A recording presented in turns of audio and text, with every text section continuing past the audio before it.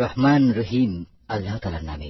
আলিফ লাম র, এগুলো হচ্ছে একটি জ্ঞান গর্ভ গ্রন্থের আয়াত। মানুষের কাছে এটা কি আসলেই একটা আশ্চর্যের বিষয় যে আমি তাদের মধ্যে থেকে তাদেরই মতো একজন মানুষের কাছে ওহী পাঠিয়েছি, যেন সে মানুষকে তাদের জাহান্নাম সম্পর্কে সাবধান করে দিতে পারে। আবার যারা এ ওহীর উপর ঈমান আনে তাদের এ মর্মে সুসংবাদও দিতে পারে যে তাদের জন্য তাদের মালিকের কাছে উঁচু মর্যাদা রয়েছে। কাফেররা এমনি আশ্চর্যান্বিত হয়ে পড়ল যে তারা বলল, অবশ্যই এ ব্যক্তি একজন সুদক্ষ জাদুকর। হে মানুষ, তোমাদের মালিক হচ্ছেন আল্লাহ তাআলা, যিনি আকাশমণ্ডলী ও পৃথিবীকে 6 দিনে পয়দা করেছেন। অতঃপর তিনি আরশে সমাসীন হন। তিনি এর যাবতীয় কাজ স্বহস্তে নিয়ন্ত্রণ করেন। কেউই তার অনুমতি ছাড়া কারো জন্য সুপারিশকারী হতে পারে না। এই হচ্ছেন তোমাদের মালিক আল্লাহ তাআলা, অতএব তোমরা তারই ইবাদত করো। তোমরা কি আসল কথা অনুধাবন করবে না? মৃত্যুর পর তোমাদের সবার ফিরে যাবার জায়গা হবে একমাত্র তার কাছে। সেখানে গিয়ে তোমরা আল্লাহ তাআলার সকল প্রতিশ্রুতি সত্য পাবে। তিনি এ সৃষ্টির অস্তিত্ব দান করেন। মৃত্যুর পর তিনিই আবার তাকে তার জীবন ফিরিয়ে দেবেন, যাতে করে যারা তার উপর ঈমান আনে, ভালো কাজ করে, যথার্থ ইনসাফের সাথে তিনি তাদের কাজের বিনিময় দান করতে পারেন এবং একথাটা পরিষ্কার করে দিতে পারেন। যারা আল্লাহ তাআলাকে অস্বীকার করে তাদের জন্য উত্তপ্ত পানীয় ও কঠিন শাস্তি রয়েছে, কেননা তারা পরকালের এ শাস্তি অস্বীকার করত। সে মহান আল্লাহ তাআলা সূর্যকে প্রখর তেজোদ্দীপ্ত করে বানিয়েছেন এবং চাঁদকে বানিয়েছেন জ্যোতির্ময়। অতঃপর আকাশে তার জন্য কিছু মঞ্জিল তিনি নির্দিষ্ট করে দিয়েছেন, যাতে করে এই নিয়ম দ্বারা তোমরা বছরের গণনা এবং দিন তারিখের হিসাবে জানতে পারো। আসলে আল্লাহ তাআলা যে এসব কিছু পয়দা করে রেখেছেন তার কোনোটাই তিনি নিরর্থক করেননি। যারা সৃষ্টি রহস্য সম্পর্কে জানতে চায় তাদের জন্য আল্লাহ তাআলা তার নিদর্শন খুলে খুলে বর্ণনা করেন। অবশ্যই দিন ও রাতের পরিবর্তনে এবং আল্লাহ তাআলা যা কিছু এ আসমান সমূহ ও জমিনের মাঝে পয়দা করেছেন তার প্রতিটি জিনিসের মাঝে পরেজগার লোকদের জন্য আল্লাহ তাআলাকে চেনার নিদর্শন রয়েছে। মানুষের মাঝে যারা মৃত্যুর পর আমার সাথে সাক্ষাতের প্রত্যাশী নয়, যারা এ পার্থিব জীবন নিয়ে সন্তুষ্ট এবং এখানকার সবকিছু নিয়েই পরিতৃপ্ত, সর্বোপরি যারা আমার সৃষ্টি বৈচিত্র্যের নিদর্শন সমূহ থেকে গাফেল থাকে, তারাই হচ্ছে সেসব লোক যাদের নিশ্চিত ঠিকানা হবে জাহান্নামের আগুন। এ হচ্ছে তাদের সে কর্মফল যা তারা দুনিয়ার জীবনে অর্জন করেছে। অপরদিকে যারা আল্লাহ তাআলার উপর ঈমান এনেছে এবং নেক কাজ করেছে, তাদের মালিক তাদের এ ঈমানের কারণেই তাদের সঠিক পথ দেখাবেন। তাদের তলদেশ দিয়ে অসংখ্য নিয়ামতে পরিপূর্ণ জান্নাতে সুপেয় ঝর্ণাধারা প্রবাহমান থাকবে। এ সময়ে তাদের মুখে একটি মাত্র ধ্বনি প্রতিধ্বনিত হতে থাকবে, হে আল্লাহ, তুমি কত মহান, কত পবিত্র। সেখানে তাদের পারস্পরিক অভিবাদন হবে সালাম, এবং তাদের শেষ কথা হবে যাবতীয় তারিফ সৃষ্টিকুলের মালিক আল্লাহ তাআলার জন্য। ভেবে দেখো, আল্লাহ তাআলা যদি মানুষের জন্য তাদের অন্যায় কাজকর্মের শাস্তি দিতে গিয়ে অকল্যাণকে ত্বরান্বিত করতেন, যেভাবে মানুষ নিজেদের কল্যাণ ত্বরান্বিত করতে চায়, তাহলে তাদের অবকাশ দেওয়ার এই সুযোগ কবেই শেষ হয়ে যেত। কিন্তু আল্লাহ তাআলা তাদের ঢিল দিয়ে রেখেছেন। অতঃপর যারা আমার সাথে সাক্ষাতের আশা করে না, আমি তাদের নাফরমানির জন্য তাদের উদ্ভ্রান্তের মতো ঘুরে বেড়াতে দিই। মানুষকে যখন কোনো দুঃখ দৈন্য স্পর্শ করে তখন সে বসে শুয়ে দাঁড়িয়ে সর্বাবস্থায় আমাকেই থাকে। অতঃপর আমি যখন তার দুঃখ কষ্ট তার কাছ থেকে সরিয়ে নিয়ে যাই, তখন সে এমনই বেপরোয়া হয়ে চলতে শুরু করে, তাকে যে একসময় দুঃখ কষ্ট স্পর্শ করেছিল মনে হয় তা দূর করার জন্য আমাকে সে কখনো ডাকেইনি। এভাবেই যারা বারবার সীমা লঙ্ঘন করে তাদের জন্য তাদের কাজকর্ম শোভনীয় করে দেওয়া হয়েছে। তোমাদের আগে অনেক কয়েকটি মানব গোষ্ঠীকে আমি ধ্বংস করে দিয়েছি যখন তারা জুলুম করতে শুরু করেছিল, অথচ তাদের কাছে আমার সুস্পষ্ট নিদর্শন সহ তাদের রাসূলরা এসেছিল, কিন্তু তারা কোনো রকমেই ঈমান আনল না। এভাবেই ধ্বংসের মাধ্যমে আমি নাফরমান জাতিদের তাদের জুলুমের প্রতিফল দিয়ে থাকি। অতঃপর আমি এ জমিনে তাদের জায়গায় তোমাদের খলিফা করে পাঠিয়েছি। আমি দেখতে চাই তোমরা আমার সাথে কি ধরনের আচরণ করো। হে নবী, যখন আমার সুস্পষ্ট আয়াতসমূহ তাদের পড়ে শোনানো হয়, তখন তাদের মধ্যে যারা আমার সাথে মৃত্যুর পর কোন রকম দেখা সাক্ষাতের আশা করে না, তারা ঔদ্ধত্যের সাথে তোমাকে বলে, এছাড়া অন্য কোন কোরআন নিয়ে এসো কিংবা একে বদলে দাও। তুমি এদের বলো, আমার নিজের এমন কোন ক্ষমতাই নেই যে আমি একে বদলে দেব। আমি তো তাই অনুসরণ করি যা আমার উপর ওহী আসে। আমি যদি আমার মালিকের কোন রকম নাফরমানি করি, তাহলে আমি একটি মহা দিবসের কঠিন শাস্তির ভয় করি। তাদের তুমি এও বলো, আল্লাহ তাআলা না চাইলে আমি তোমাদের কাছে এ কোরআন তো পাঠই করতাম না। আমি তো এই গ্রন্থ সম্পর্কে তোমাদের কোনো কিছু জানাতামই না। কিন্তু আমি তো এর আগেও তোমাদের মাঝে অনেকগুলো বয়স কাটিয়ে এসেছি, তোমরা কি বুঝতে পারছো না? অতঃপর বলো, তার চাইতে বড় জালেম আর কে হতে পারে যে আল্লাহ তাআলার উপর মিথ্যা আরোপ করে কিংবা তার আয়াত অস্বীকার করে? এ ধরনের নাফরমান লোকেরা কখনোই সফল কাম হয় না। এই মূর্খ লোকেরা আল্লাহ তাআলাকে বাদ দিয়ে এমন কিছুর উপাসনা করে যা তাদের কোন রকম ক্ষতি করতে পারে না, আবার তা তাদের কোন রকম উপকারও করতে পারে না। তারা বলে এগুলো হচ্ছে আল্লাহ তাআলার কাছে আমাদের সুপারিশকারী। তুমি এ মুশরিকদের বলো, তোমরা কি আল্লাহ তাআলাকে এমন কোন কিছুর খবর দিতে চাও যা তিনি আসমান সমূহের মাঝে অবহিত নন এবং জমিনের মাঝেও নন? তিনি পাক, পবিত্র এবং মহান। তারা যে শিরক করে তিনি তার চাইতে অনেক ঊর্ধ্বে। মানুষ ছিল একই জাতি, অতঃপর তারা তাদের মাঝে মতবিরোধ সৃষ্টি করেছে। তোমার মালিকের পক্ষ থেকে তাদের শাস্তির মুহূর্তটি মৃত্যুর পরবর্তী জীবন পর্যন্ত স্থগিত করার ঘোষণা না থাকলে কবেই সে বিষয় ফয়সালা হয়ে যেত। আজ এ বিষয় নিয়ে তারা মতবিরোধ ঘটায়। তারা আরো বলে তার মালিকের কাছ থেকে তার উপর কোন নিদর্শন অবতীর্ণ হয় না কেন? তুমি তাদের বলো, গায়েব সংক্রান্ত যাবতীয় জ্ঞান তো একমাত্র আল্লাহ তাআলার কাছে। অতএব আল্লাহ তাআলার সে গায়েবী ফয়সালার জন্য তোমরা অপেক্ষা করো, আর আমিও তোমাদের সাথে সেদিনের প্রতীক্ষা করছি। মানুষকে দুঃখ মুসিবত স্পর্শ করার পর যখন আমি তাদের কিছুটা করুণার স্বাদ ভোগ করাই, তখন সাথে সাথেই তারা আমার রহমতের নিদর্শন সমূহের সাথে চালাকি শুরু করে দেয়। হে নবী, তুমি বলো, কলাকৌশলে আল্লাহ তাআলা সবার চাইতে বেশি তৎপর। অবশ্যই আমার ফেরেশতারা তোমাদের যাবতীয় কলাকৌশলের কথা তোমাদের আমল নামায় লিখে রাখে। এই মহান আল্লাহ তাআলা যিনি তোমাদের জলে স্থলে ভ্রমণ করান, এমনকি তোমরা যখন নৌকায় আরোহণ করো এবং এই নৌকাগুলো যখন তাদের নিয়ে অনুকূল আবহাওয়ায় চলতে থাকে, তখন নৌকার আরোহীরা এতে ভীষণ আনন্দিত হয়। হঠাৎ এক সময় এই নৌকাগুলো ঝড়বাহী বাতাসের কবলে পড়ে এবং চারদিক থেকে তাদের উপর ঢেউ আসতে থাকে এবং তারা মনে করে এবার সত্যি এই বাতাস ও ঢেউ দ্বারা তারা পরিবেষ্টিত হয়ে গেছে। তেমন তারা একান্ত নিষ্ঠাবান বান্দা হয়ে আল্লাহ তাআলাকে এই বলে ডাকতে শুরু করে, হে আল্লাহ, যদি তুমি আমাদের এই মহা দুর্যোগ থেকে বাঁচিয়ে দাও তাহলে আমরা তোমার শুকরগুজার বান্দাদের অন্তর্ভুক্ত হয়ে যাব। অতঃপর সত্যি সত্যি যখন তিনি তাদের এই বিপর্যয় থেকে বাঁচিয়ে দেন, তখন তারা ওয়াদার কথা ভুলে সাথে সাথেই অন্যায়ভাবে জমিনে নাফরমানি শুরু করে দেয়। হে মানুষ, তোমরা শুনে রাখো, তোমাদের নাফরমানি তোমাদের নিজেদের জন্যই ক্ষতিকারক হবে। মূলত এ হচ্ছে দুনিয়ার সহায় সম্পদ। অতঃপর তোমাদের আমার কাছেই ফিরে আসতে হবে, তখন আমি তোমাদের বলে দেব দুনিয়ার জীবনে তোমরা কে কি করতে। এ পার্থিব জীবনের উদাহরণ হচ্ছে যেমন আমি আকাশ থেকে পানি বর্ষণ করলাম, যা দ্বারা অতঃপর জমিনের গাছপালা ঘন সন্নিবিষ্ট হয়ে উদ্গত হল, যা থেকে মানুষ ও জন্তু জানোয়াররা তাদের আহার সংগ্রহ করল। এরপর একদিন যখন জমিন তার সৌন্দর্যের রূপ ধারণ করল এবং আপন সৌন্দর্যে সে শোভিত হয়ে উঠল, তখন এসব দেখে তার জমিনের মালিক মনে করল তারা বুঝি এর ফসল ভোগ করার উপর এখন সম্পূর্ণ ক্ষমতাবান হয়ে গেছে। এ সময় হঠাৎ করে রাতে কিংবা দিনে আমার আযাবের ফয়সালা তাদের উপর আপতিত হল। ফলে আমি তাদের এমন ভাবে নির্মূল করে দিলাম যেন গতকাল পর্যন্ত এখানে তার কোনো অস্তিত্বই ছিল না। এভাবেই আমি আমার আয়াতসমূহ সেসব জাতির জন্য খুলে খুলে বর্ণনা করি যারা এ সম্পর্কে চিন্তা ভাবনা করে। এ মানুষ, তোমরা এই পার্থিব জীবনের ধোকায় পড়ে আছো, অথচ আল্লাহ তাআলা তোমাদের চিরস্থায়ী এক শান্তির নিবাসের দিকে ডাকছেন। তিনি যাকে ইচ্ছা করেন তাকে সহজ সরল পথে পরিচালিত করেন। যারা ভালো কাজ করেছে যাবতীয় কল্যাণ তো থাকবে তাদের জন্যই, এবং থাকবে তার চাইতেও বেশি।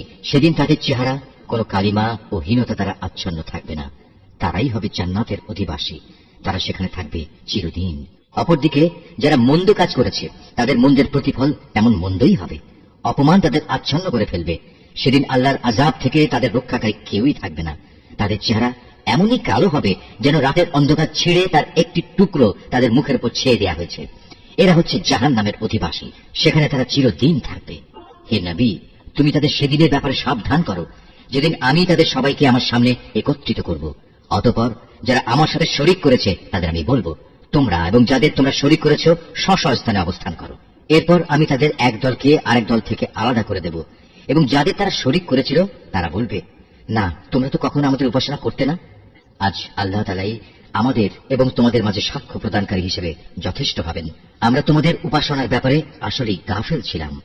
এভাবেই সেদিন প্রত্যেক ব্যক্তি নিজের কর্মফল যা সে করে এসেছে পুরোপুরি জানতে পারবে, এবং সবাইকে তাদের আসল মালিক আল্লাহ তাআলার কাছে ফিরিয়ে নেওয়া হবে। দুনিয়ায় তারা যেসব মিথ্যা ও অলীক কথাবার্তা আল্লাহ তাআলা সম্পর্কে উদ্ভাবন করত, নিমেষেই তা তাদের কাছ থেকে হারিয়ে যাবে। হে নবী, তুমি বলো, সে কে যে তোমাদের আসমান ও জমিন থেকে জীবিকা সরবরাহ করে, অথবা তোমাদের শোনা ও দেখার ক্ষমতা কার কর্তৃত্বাধীন? কে আছে এমন যে জীবিতকে মৃত থেকে আবার মৃতকে জীবিত থেকে বের করে আনে? কে আছে এমন যে এসব কিছুর পরিকল্পনা প্রণয়ন করে? তাদের এসব প্রশ্ন করলে তারা সাথে সাথে বলে উঠবে, হ্যাঁ, অবশ্যই আল্লাহ। তুমি তাদের বলো, যদি তাই হয় তাহলে সত্য অস্বীকার করার পরিণামকে কি তোমরা ভয় করবে না? তিনি আল্লাহ তাআলা, তিনি তোমাদের আসল মালিক, সত্য আসার পর তাকে না মানা গুমরাহি নয়তো আর কি। সুতরাং তাকে বাদ দিয়ে বলো তোমরা কোন দিকে ধাবিত হচ্ছ। এভাবেই যারা নাফরমানি করেছে তাদের উপর তোমার মালিকের সে কথাই সত্য বলে প্রমাণিত হলো যে এরা কখনো ঈমান আনবে না। তুমি তাদের আরো বলো, তোমাদের বানানো এসব শরীকদের মধ্যে এমন কেউ কি আছে যে প্রথমবার বানাতে পেরেছিল অতঃপর মৃত্যুর পর আবারও তা তৈরি করতে পারবে? তুমি বলো, আল্লাহ তাআলা এই সৃষ্টিকে প্রথম অস্তিত্ব প্রদান করেন, অতঃপর দ্বিতীয়বার তিনিই তাতে পুনরায় জীবন দান করেন। এরপরেও তোমরা কেন বারবার সত্য থেকে বিচ্যুত হচ্ছ? এদের আরো বলো, তোমাদের বানানোর শরীকদের মধ্যে এমন কে আছে যে মানুষকে সঠিক পথ দেখাতে পারে? তুমি বলো, হ্যাঁ, আল্লাহ তাআলা এই সঠিক পথ দেখাতে পারেন। যিনি সঠিক পথ দেখান তিনি অনুসরণের বেশি যোগ্য না সে ব্যক্তি যে নিজেই কোনো পথের সন্ধান পায় না যতক্ষণ না তাকে সে পথের সন্ধান দেয়া হয়? তোমাদের একই হলো, কেমন ধরনের ফয়সালা করো তোমরা? তাদের অধিকাংশ ব্যক্তি নিজেদের আন্দাজ অনুমানের অনুসরণ করে, আর সত্যের পরিবর্তে আন্দাজ অনুমান তো কোনো কাজে আসে না। আল্লাহ তাআলা অবশ্যই ওদের কর্মকাণ্ড সম্পর্কে পূর্ণাঙ্গ ওয়াকিবহাল রয়েছেন। এ কোরআন এমন কোন গ্রন্থ নয় যে আল্লাহর ওহী ব্যতি রেখে কারো ইচ্ছা মাফিক বানিয়ে নেওয়া যাবে, বরং এই গ্রন্থ সেসব গ্রন্থের সত্যবাদিতার সাক্ষ্য প্রদান করে যা এর আগে নাজিল হয়েছিল। এতে কোনো সন্দেহ নেই, এটা হচ্ছে সৃষ্টিকুলের মালিক আল্লাহ তাআলার সত্য বিধানসমূহের বিশদ ব্যাখ্যা। তারা কি একথা বলে এ ব্যক্তি মুহাম্মদ এই গ্রন্থটি রচনা করে নিয়েছে? হে নবী, তুমি এদের বলো, তোমরা তোমাদের দাবিতে যদি সত্যবাদী হও তাহলে তোমরাও এমনই ধরনের একটি সূরা বানিয়ে নিয়ে এসো এবং এ ব্যাপারে আল্লাহ তাআলা ছাড়া আর যাদের যাদের তোমরা ডাকতে চাও ডেকে তাদেরও সাহায্য নাও। আসল কথা হচ্ছে, যে বিষয়ে তারা তাদের জ্ঞান দিয়ে আয়ত্ত করতে পারল না কিংবা মানবীয় জ্ঞান বিজ্ঞানের সীমাবদ্ধতার কারণে যার ব্যাখ্যা এখনো তাদের পর্যন্ত পৌঁছয়নি, তারা তাই অস্বীকার করে বসল। তাদের পূর্ববর্তী মানুষরাও এভাবে অস্বীকার করেছিল। আজ দেখো এ অস্বীকারী জালেমদের পরিণাম কি হয়েছে। তাদের মধ্যে কিছু লোক এই গ্রন্থের উপর ঈমান আনবে, আবার কিছু আছে যারা এতে ঈমান আনবে না। জেনে রেখো, তোমার মালিক কিন্তু এই বিপর্যয় সৃষ্টিকারীদের ভালো করেই জানেন। এত বলা কওয়া সত্ত্বেও তারা যদি তোমাকে মিথ্যা প্রতিপন্ন করতেই থাকে তাহলে তুমি তাদের বলে দাও, দেখো আমার কাজকর্মের দায়িত্ব আমার উপর আর তোমাদের কাজকর্মের দায়িত্ব তোমাদের উপর। আমি যা কিছু করছি তার জন্য তোমরা দায়ী নাও, আবার তোমরা যা করো তার জন্য আমি দায়ী নই। হে নবী, এদের মধ্যে কিছু লোক এমন আছে যারা তোমার দিকে কান পেতে রাখে। তুমি কি বধিরকে আল্লাহর কালাম শোনাবে, যদিও তারা এর কিছুই বুঝতে পারে না? আবার ওদের মধ্যে কেউ কেউ আছে যারা তোমার দিকে তাকিয়ে থাকে, কিন্তু তুমি কি অন্ধকে পথ দেখাবে, যদিও তারা নিজেরা এর কিছুই দেখতে পায় না? নিঃসন্দেহে আল্লাহ তাআলা মানুষের উপর কোন রকম জুলুম করেন না, বরং আল্লাহর অবাধ্য হয়ে মানুষেরা নিজেরাই নিজেদের উপর জুলুম করে। যেদিন তিনি তাদের সবাইকে একত্রিত করবেন সেদিন তাদের মনে হবে যেন তারা দুনিয়ায় দিনের একটি ক্ষণ মাত্র কাটিয়ে এসেছে। তখন তারা একজন আরেকজনকে চিনতে পারবে। ক্ষতিগ্রস্ত হয়েছে তারা যারা আল্লাহর সামনাসামনি হওয়াকে অস্বীকার করেছিল। আসলে এই মানুষরা কখনোই হেদায়েত প্রাপ্ত ছিল না।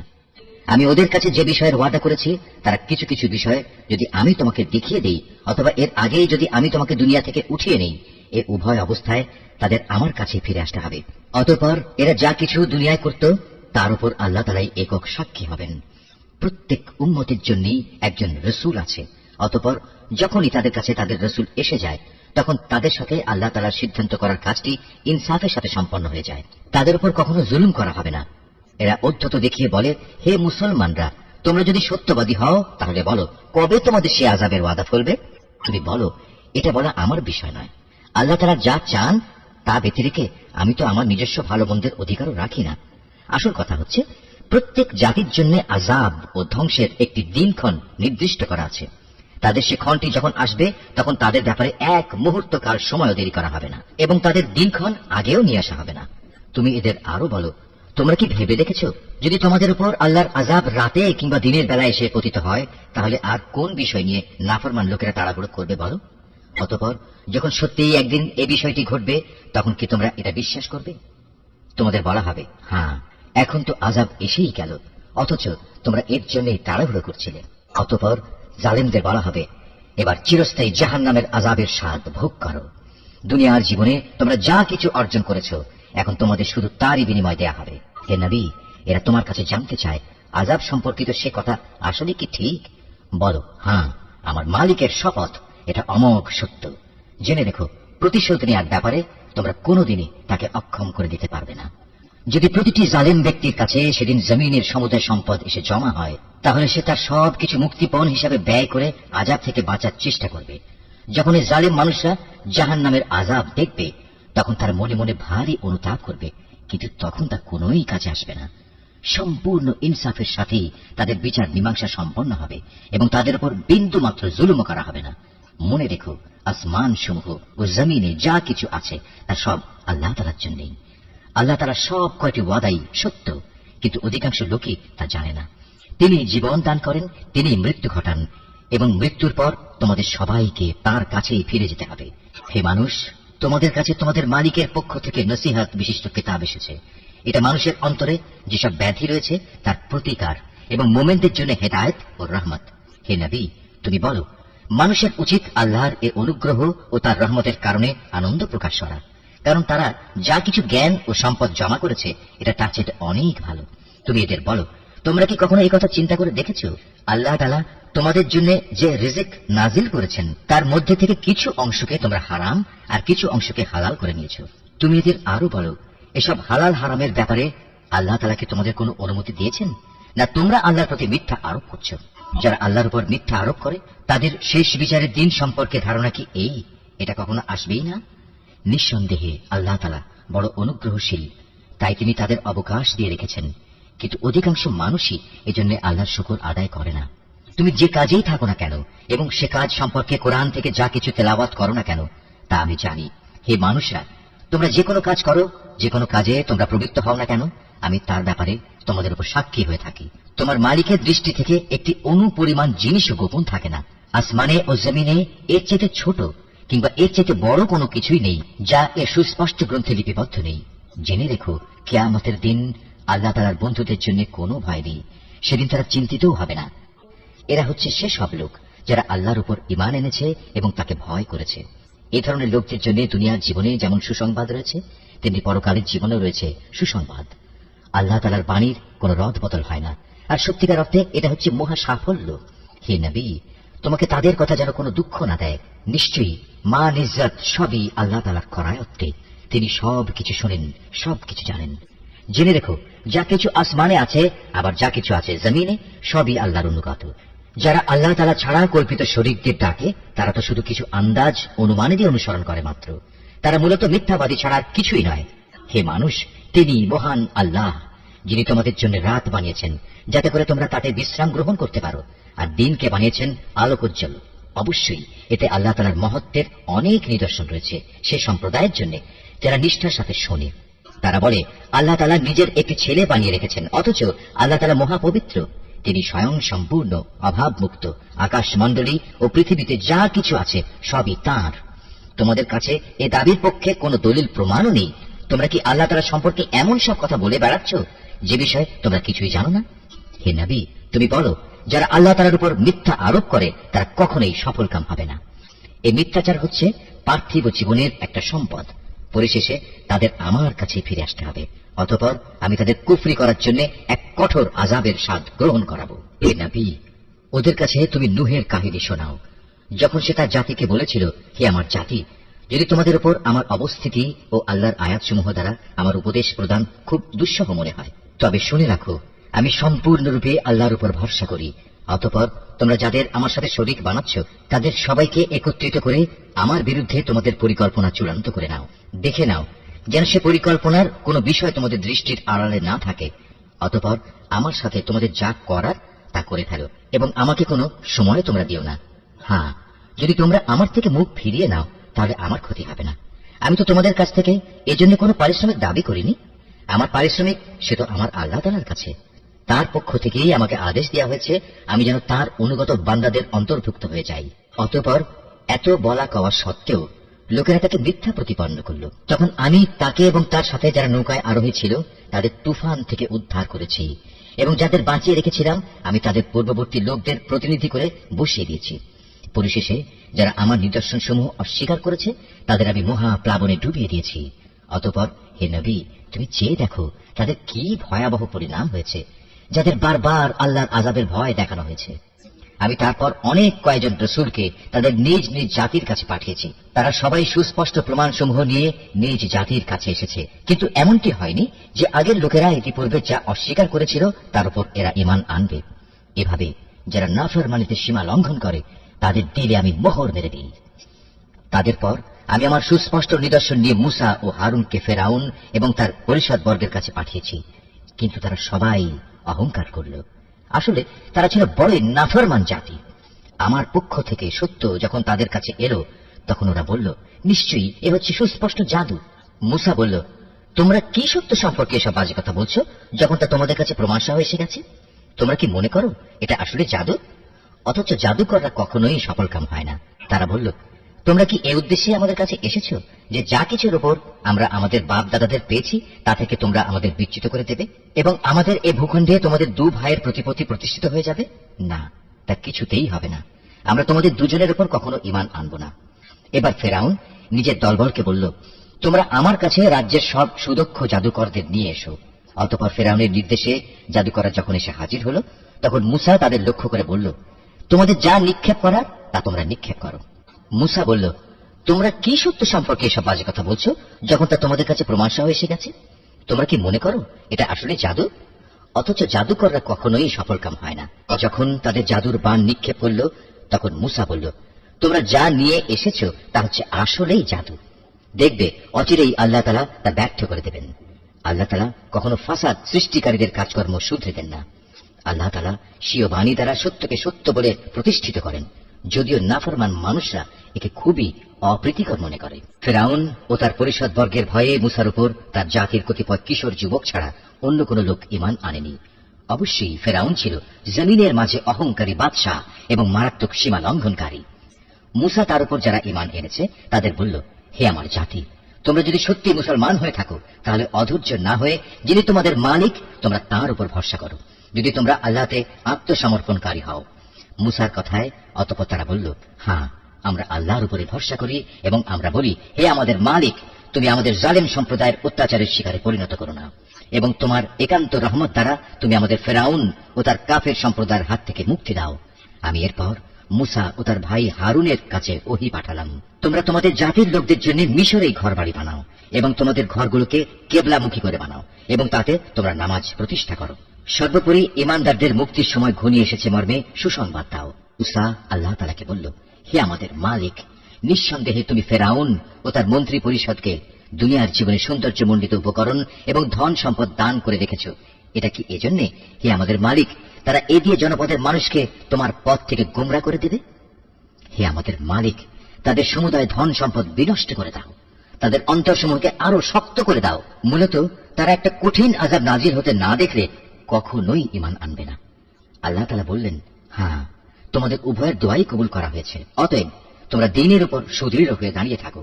তোমরা দুজন কখনো সেসব লোকের কথার অনুসরণ করো না যারা কিছুই জানে না। অতঃপর ঘটনা এমন হল, আমি বনী ইসরায়েলদের সাগর পার করিয়ে দিলাম। এরপর ফেরাউন ও তার সৈন্য সামন্ত বিদ্বেষ পরায়ণতা ও সীমা লঙ্ঘন করার জন্য তাদের পিছু নিল। এমনকি যখন সে দলবল সহ সাগরের অথই ঢেউয়ে ডুবতে থাকলো তখন সে বলল, এখন আমি ঈমান আনলাম যে মাবুদের উপর বনী ইসরায়েল ঈমান এনেছে, তিনি ছাড়া দ্বিতীয় কোনো মাবুদ নাই, আমিও তার অনুগতদের একজন। আমি বললাম, এখন ঈমান আনছো, অথচ একটু আগেই তুমি নাফরমানি করছিলে এবং জমিনে তুমি ছিলে বিপর্যয় সৃষ্টিকারীদের অন্যতম নেতা।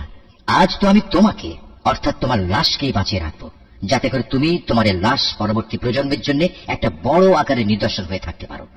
অবশ্য অধিকাংশ মানুষই আমার এসব নিদর্শন থেকে সম্পূর্ণ অজ্ঞ ও বেখবর। ফেরাউনকে ডুবিয়ে মারার পর আমি বনী ইসরায়েলের লোকদের বরকতপূর্ণ ও উৎকৃষ্ট আবাসভূমিতে বসবাস করালাম এবং তাদের জন্য উত্তম জীবনোপকরণের ব্যবস্থা করলাম। অতঃপর তারা নিজেদের মধ্যে মতবিরোধ শুরু করে দিল। এমনকি যখন দিনের সঠিক জ্ঞান তাদের কাছে এসে পৌঁছল তারপরেও তারা মতবিরোধ থেকে ফিরে এলো না।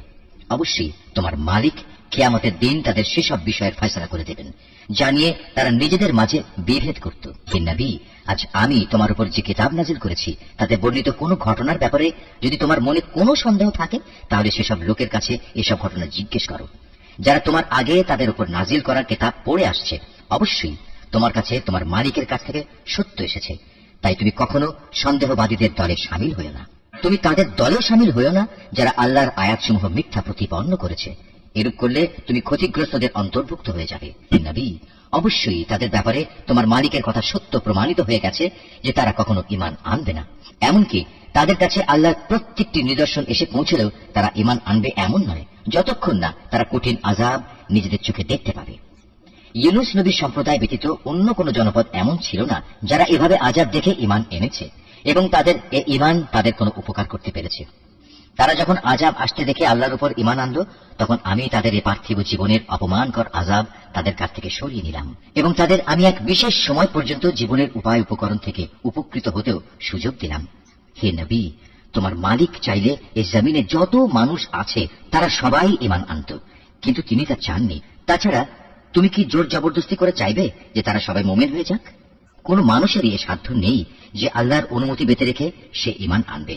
যারা ঈমানের রহস্য বুঝতে পারে না, আল্লাহ তাআলা এভাবেই তাদের জীবনের উপর কুফর ও শিরকের কলুষ লাগিয়ে দেন।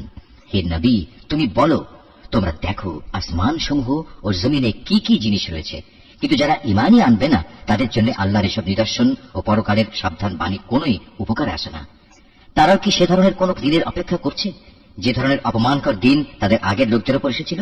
যদি তাই হয় তাহলে তুমি বলো, তোমরা সেদিনের অপেক্ষা করো, আমিও তোমাদের সাথে অপেক্ষা করতে থাকব। অতঃপর যখন আযাবের সময় আসে তখন আমি আমার রসুলদের সেই আযাব থেকে বাঁচিয়ে দেই এবং তাদেরও বাঁচিয়ে দেই যারা ঈমান আনে। এভাবেই আমি আমার উপর এটা কর্তব্য করে নিয়েছি যে আমি মোমেনদের আযাব থেকে উদ্ধার করি।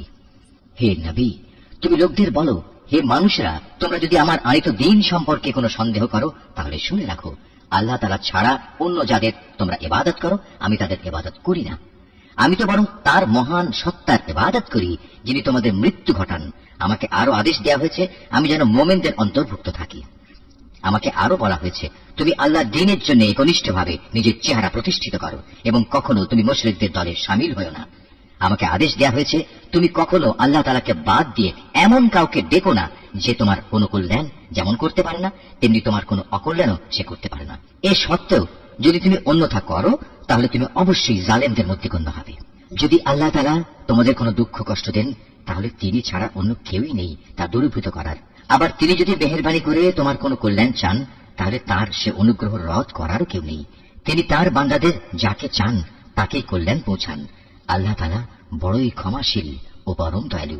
হে নবী, তুমি বলো, হে মানুষ, তোমাদের কাছে তোমাদের মালিকের পক্ষ থেকে সত্য দ্বীন এসেছে। অতএব যে হেদায়েতের পথ অবলম্বন করবে সে তো তার নিজের ভালোর জন্যই হেদায়েতের পথে চলবে, আর যে গোমরাহ থেকে যাবে সে তো গোমরাহির উপর চলার কারণেই গোমরাহ হয়ে যাবে। আমি তো তোমাদের উপর কর্মবিধায়ক নই যে জোর করে তোমাদের গোমরাহি থেকে বের করে আনবো।